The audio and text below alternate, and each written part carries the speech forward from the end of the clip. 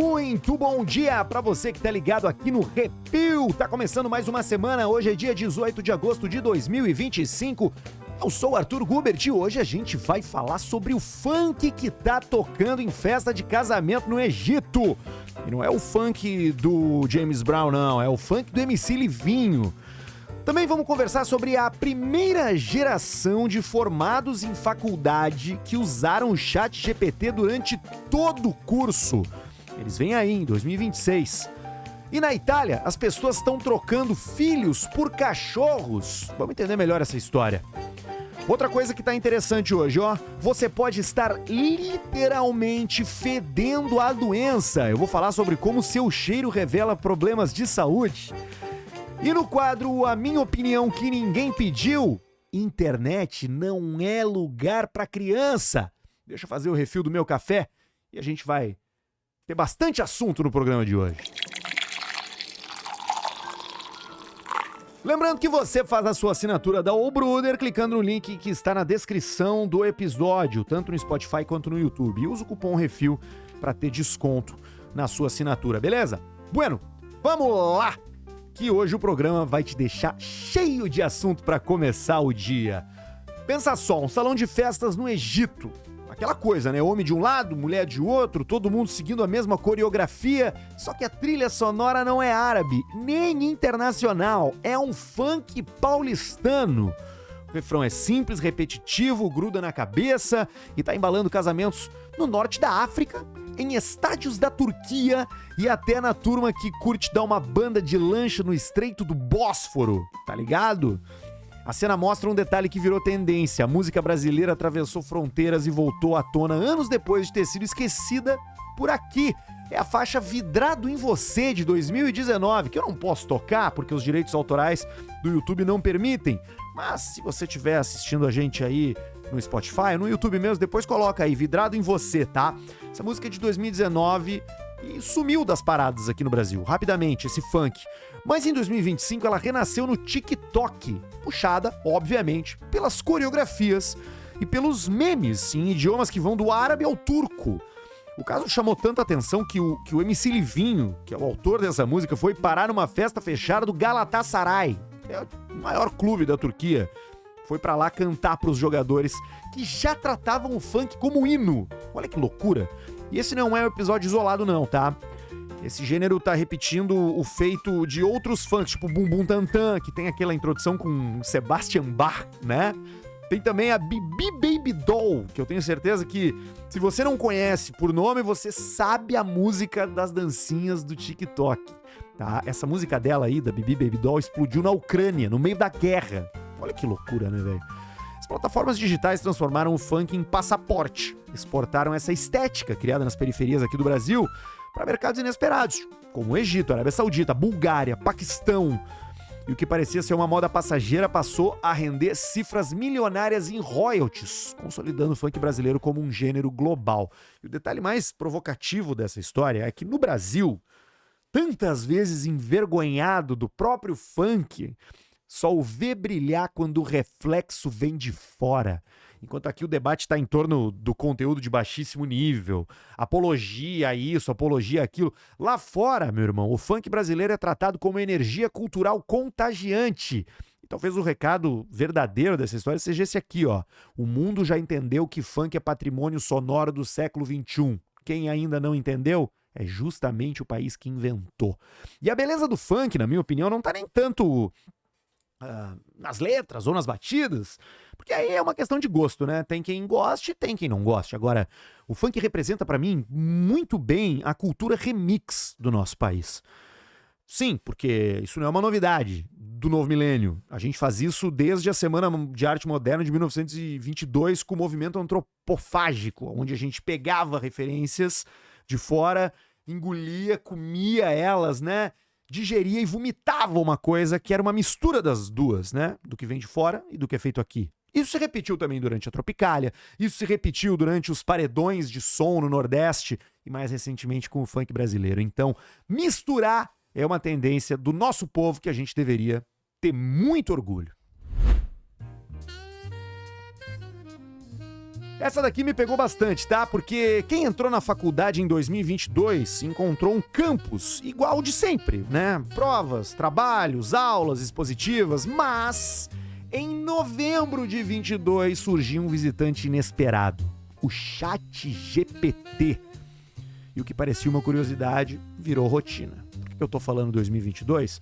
Porque no começo do ano que vem, esses mesmos alunos aí que entraram em 22 se formam na faculdade. Muitos deles sem nunca terem vivido uma graduação sem inteligência artificial. A educação superior foi redesenhada em tempo recorde. Boa parte dos professores ainda nem percebeu.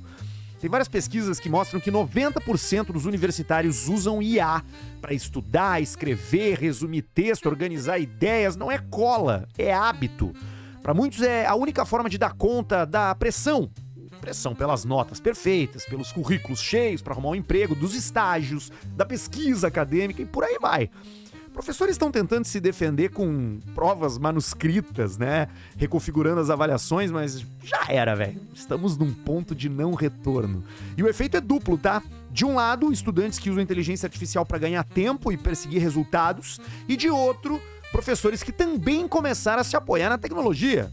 De cartas de recomendação para alunos, né, até e-mails, até programas inteiros do curso feitos por professores na inteligência artificial. E a lógica, tá? É a mesma.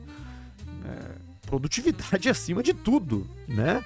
E no meio disso, a sala de aula, já fragilizada pelo ensino remoto da pandemia, virou um palco de atrito. Alunos querem mais projetos práticos, menos provas formais. E os professores, por outro lado, sentem falta de tempo e recurso para redesenhar o sistema. E o resultado é uma universidade que se modernizou sem mudar de verdade. E a ironia é que a maior revolução da educação não veio de dentro das universidades, mas de fora dela. E os campi, né, os ambientes de estudo se tornaram reféns da mesma lógica que domina o mercado de trabalho. Fazer mais em menos tempo, custe o que custar. A inteligência artificial não matou a faculdade, mas revelou algo desconfortável, né? Talvez o ensino superior já tivesse vazio antes dela.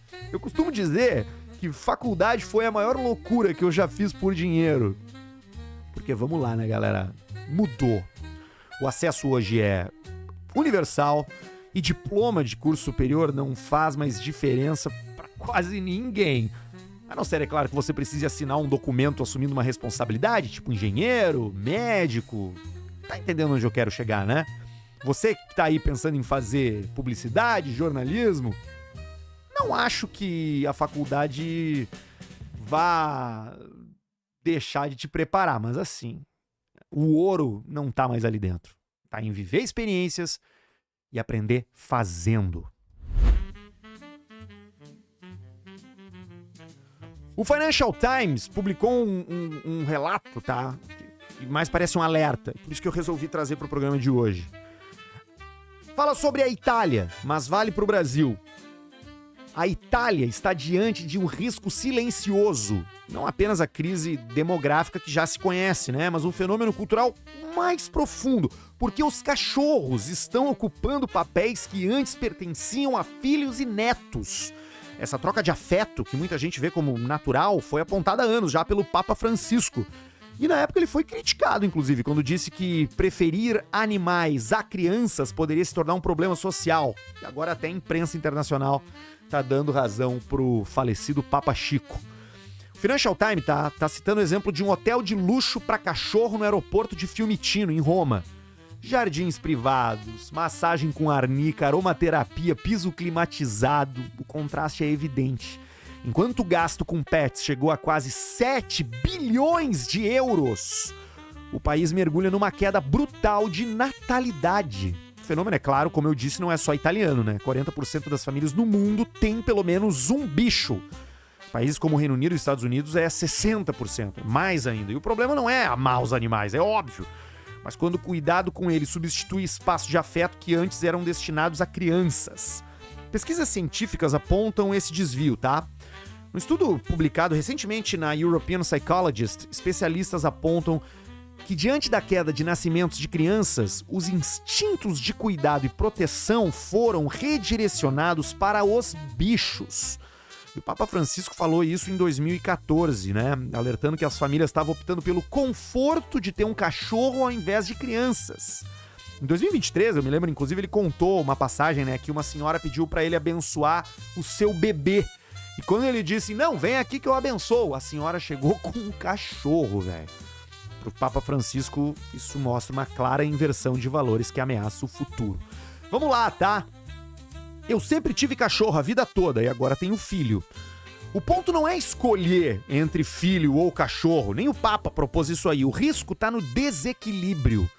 Transformar animais em substitutos de crianças pode revelar mais do que afeto, né? Pode revelar solidão, medo de responsabilidade e até um certo vazio social. Ninguém questiona que é legal ter cachorro e nem questiona que os bichos dão amor genuíno, mas vamos lá. O cachorro não carrega o futuro de uma comunidade. E o aviso é claro, tá? Quando a sociedade troca o choro do bebê pelo latido do cachorro, talvez esteja escolhendo conforto ao invés de continuidade. E essa troca, por mais doce que pareça no presente, vai cobrar um preço bem amargo no futuro. O corpo humano fala, e às vezes fala pelo cheiro. A ciência tem descoberto que o nosso suor, nossa respiração e até a pele liberam pistas químicas que podem revelar doenças anos antes de qualquer sintoma. Parece ficção científica, mas começou com uma história improvável. E é boa essa história. Uma enfermeira escocesa que dizia sentir cheiro de Parkinson no próprio marido. Anos depois, a medicina descobriu que ela estava certa. O nome dela é Joy Milne. Ela percebeu um cheiro diferente no marido bem antes desse diagnóstico, tá? Testada em laboratório, ela identificou corretamente de pacientes de Parkinson apenas pelo cheiro das roupas, inclusive previu casos futuros. Ela foi estudada e descobriram que ela é algo conhecido na comunidade científica como super smeller, super cheirador, né? Só que nesse caso aqui, cheirador de doença. É alguém com hiperosmia hereditária, o que para ela é dom, para cientistas virou campo de pesquisa, porque hoje doenças como diabetes, insuficiência hepática, problemas nos rins e até infecções graves já são associados a cheiros característicos. Por exemplo, quem tem hipoglicemia pode exalar um aroma de maçã podre. Pacientes com insuficiência hepática, um cheiro sulfuroso, de sulfur, né? De sulfur, como é que é mesmo? Sulfur? Agora me esqueci. Enfim, daqui a pouco volta, né? Mas tem um nome mais popular pro cheiro de sulfur, enxofre, né? Pra quem tem insuficiência hepática. Inclusive malária, tá? Malária foi identificada como um cheiro frutado e gramíneo. Os cachorros já são treinados para detectar cânceres e epilepsia pelo cheiro, com taxa de acerto próximas a 99%. Mas treinar animais é caro e lento. Por isso, laboratórios como a RealNose.ai, né, de inteligência artificial, estão criando narizes artificiais com receptores humanos cultivados em células-tronco. Aliados, obviamente, como o próprio nome da empresa diz, à inteligência artificial. A ideia é bem simples e revolucionária, tá? Um teste rápido e não invasivo, tipo um cotonete na pele, que é capaz de identificar câncer, Parkinson e até traumatismo craniano. O que antes era, né, piada de mau gosto, tipo assim, fulano tá fedendo, tá podre, não sei o quê. Pode virar diagnóstico precoce. O cheiro, um dos sentidos mais subestimados, né? Talvez seja a chave para a próxima revolução médica. Então vamos lá, né? O problema não é a ausência de informação, é a nossa falta de capacidade de escutar. Eu acho que a resposta tá aqui. É só olhar com um pouco mais de carinho, com um pouco mais de atenção, com um pouco mais de cuidado para a natureza. Tem muito pouca coisa que a gente pode inventar. Basta ser um pouco mais atento ao que está bem perto da gente. Bom, pra finalizar, eu quero cagar uma tese, tá? Opinião minha baseada em toda essa história sobre crianças, internet, Felca. Porque ele deu uma entrevista esses dias pro Serginho Groisman, né? O Felca, e ele falou uma frase, cara, que parece óbvia, mas que dita agora em 2025 é quase como uma denúncia, né? A internet não é lugar pra criança. Esse comentário dele virou manchete na Folha, tá? E expõe essa realidade incômoda.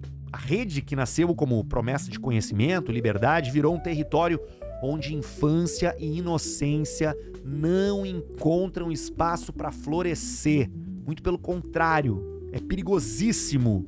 O Felca não tá falando no vazio, tá? Hoje as crianças estão entrando na internet cada vez mais cedo, mas o ambiente que encontram não foi construído para elas. As plataformas, como a gente já sabe, priorizam engajamento e não proteção. O algoritmo não distingue entre desenho animado e fake news, entre vídeo educativo e conteúdo tóxico. E para os pais fica a sensação de que estão entregando o filho a uma praça pública sem vigilância. Eu tenho um irmão que ele é psicólogo infantil e ele me falou um negócio uma vez que ficou marcado, que deixar uma criança na internet sem supervisão é a mesma coisa que largar ela no centro da cidade sozinha e ir embora. Você não sabe quem vai abordar seu filho, você não sabe o que vão falar pra ele, você não sabe nem se as pessoas são quem dizem ser. Além disso, tá? O discurso "a internet educa" nunca foi tão perigoso. A rede até oferece informação, mas também normaliza distorções, padrões equivocados de consumo, erotização precoce, discurso de ódio. Crianças em fase de formação cognitiva e emocional viram alvo fácil para vícios digitais e manipulação. Beleza? É questão de neurociência. Pesquisas indicam que o uso intenso de telas na infância altera circuitos de atenção, memória e sociabilidade. Dizer que a internet não é lugar para criança não significa excluir os pequenos do mundo digital, mas reconhecer que hoje o espaço está mal projetado. No fundo, o alerta do Felca escancara a hipocrisia coletiva. A gente trata a internet como inevitável, mas terceirizamos para as crianças a responsabilidade de se proteger. E o futuro cobra uma escolha clara. Ou a gente reconfigura a internet com a infância em mente, ou aceitaremos que estamos formando gerações inteiras num ambiente mais hostil do que educativo. A internet não é lugar para criança porque, no fundo, ela ainda não é nem lugar para adulto que não está preparado. A gente vê a quantidade de gente mais velha fazendo bobagem, caindo em golpe. Por que é que a criança vai se dar bem? Complicado.